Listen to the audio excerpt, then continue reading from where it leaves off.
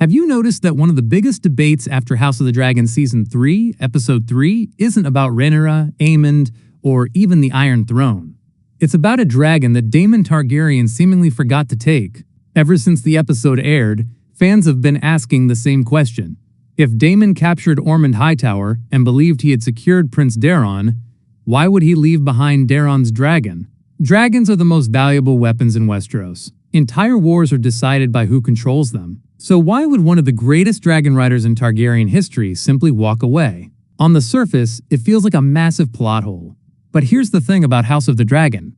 This series rarely makes mistakes with dragons.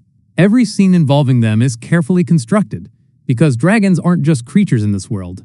They're symbols of power, bloodlines, and legacy. And once you stop looking at this moment as a writing error and start looking at it through Daemon's perspective, a completely different explanation begins to emerge. The episode quietly leaves behind several clues that suggest Daemon didn't forget the dragon at all. I almost forgot. Instead, he made a decision based on everything he believed he knew about dragons, the war, and his own inevitable victory. Ironically, that confidence may become one of the biggest mistakes of the entire Dance of the Dragons. Before we break that down, let's quickly look at what actually happened. After Rhaenyra secures King's Landing, Daemon continues leading the campaign against the remaining Green forces. One of his biggest victories comes when Ormond Hightower surrenders, rather than watching his soldiers burn beneath the flames of 3 dragons. It looks like another effortless success for the Blacks. But that victory quickly falls apart. The child handed over isn't Prince Daeron at all. Ormond tricked Daemon, buying enough time for the real Daeron to escape and regroup. Even more surprising, Daeron's young dragon is still out there. That's the moment viewers immediately began questioning Daemon's decision. If he already had complete control of the battlefield, why not secure the dragon as well? Before we answer that, if you're enjoying these deep dive theories that connect hidden clues, book lore, visual storytelling, and character psychology instead of simply recapping the episode, make sure to hit like, subscribe to the channel, and share this video with another House of the Dragon fan. I spend hours comparing episodes with Fire and Blood, studying production details, and piecing together clues that are easy to miss the first time around.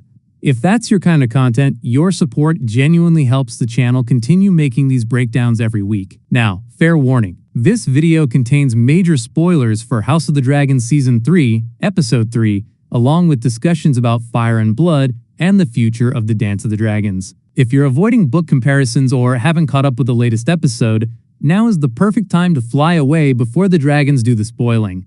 Here's where things become interesting. The entire argument that Daemon made an obvious mistake depends on one assumption, that Daemon sees dragons the same way everyone else does. But he doesn't. Daemon has spent his entire life around dragons. He claimed Caraxes when he was young, fought battles from Dragonback, and understands these creatures better than almost anyone still alive. To the average lord, a dragon is simply the ultimate weapon. To Daemon, it's something much more complicated. Dragons aren't horses that can be tied to a post once their rider is captured. They form deep bonds with their riders, react unpredictably to fear, and can become extraordinarily dangerous when separated from the people they've chosen. That's exactly why the Targaryens maintain dragon keepers. Controlling dragons requires experience, patience, and specialized knowledge. It isn't a job for ordinary soldiers carrying ropes and spears. That small detail changes how we should interpret the entire scene. Daemon had every reason to believe the battle was over. Ormond surrendered. The Green Army appeared defeated. The prince he thought was Daeron had been delivered into his custody. From his perspective, there was no immediate threat remaining on the battlefield.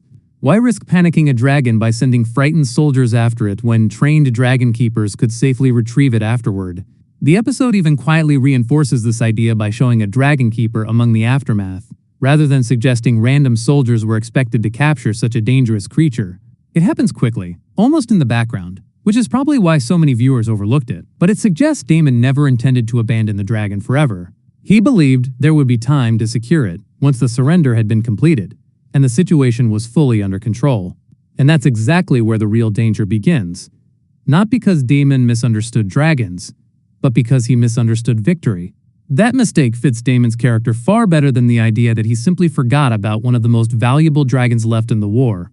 Throughout House of the Dragon, Daemon has always been at his most dangerous after a victory. He thrives on momentum. Once he believes he has the upper hand, he starts looking beyond the battle in front of him and begins imagining the next conquest. We see it after he defeats the crab feeder, after he secures Harrenhal, and again after Rhaenyra takes King's Landing. Each success reinforces the same belief, that he is always one step ahead of everyone else, but the Dance of the Dragons repeatedly punishes overconfidence. Every commander who assumes the war is already won eventually discovers that the most dangerous move is the one they never saw coming. That also explains why Ormond Hightower's deception works so well. He doesn't defeat Daemon with superior strength or military strategy. He defeats him by exploiting Daemon's certainty. The moment Daemon accepts the surrender, his attention shifts from verifying every detail to planning the next phase of the war. That's exactly what Ormond needs. A fake prince buys precious time, and in a conflict where dragons can reshape entire battlefields, even a short delay can change history. The episode isn't showing us a careless commander. It's showing us a brilliant commander making the same mistake that countless powerful rulers make throughout Westerosi history. They mistake temporary control for permanent victory. There's another clue hidden beneath the surface that makes this scene even more interesting. This series has consistently portrayed dragons as creatures with agency rather than simple weapons. Vhagar ignored Aemon's commands during the confrontation with Lucerys. Meleys fought with instincts that went beyond Rhaenys, direct control. Even Caraxes has often responded to Daemon's emotions before he gives a command. The writers have spent 3 seasons reminding us that dragons are living beings with their own instincts, fears, and loyalties. If that's true, then rushing to seize a frightened young dragon immediately after a battle could have created far more danger than Daemon believed was necessary. Waiting for experienced handlers wasn't hesitation. It was the safest option based on everything Targaryens know about dragon behavior. But that's exactly what makes the scene so tragic. Daemon makes the correct decision for the wrong situation. His understanding of dragons is sound. His understanding of the battlefield is not. He calculates the risk based on incomplete information, because he doesn't realize Ormond has already changed the game. By the time the truth emerges, that the real Daemon escaped and his dragon remains beyond black control, the opportunity has vanished. It's a reminder that knowledge alone isn't enough to win the Dance of the Dragons. Every leader in this war possesses experience, intelligence, and powerful allies. The ones who fall are usually the ones who stop questioning whether the battle unfolding in front of them is the battle their enemy is actually fighting. And that may be the real reason the writers included this moment in the first place. Rather than creating a plot hole, they may have been planting the first seed of Daemon's downfall. The Dance isn't a story about heroes making perfect decisions. It's a tragedy built on confidence, miscalculation, and the belief that dragons make their riders unstoppable. Time and again, House of the Dragon reminds us that dragons can win battles, but they can't protect their riders from pride.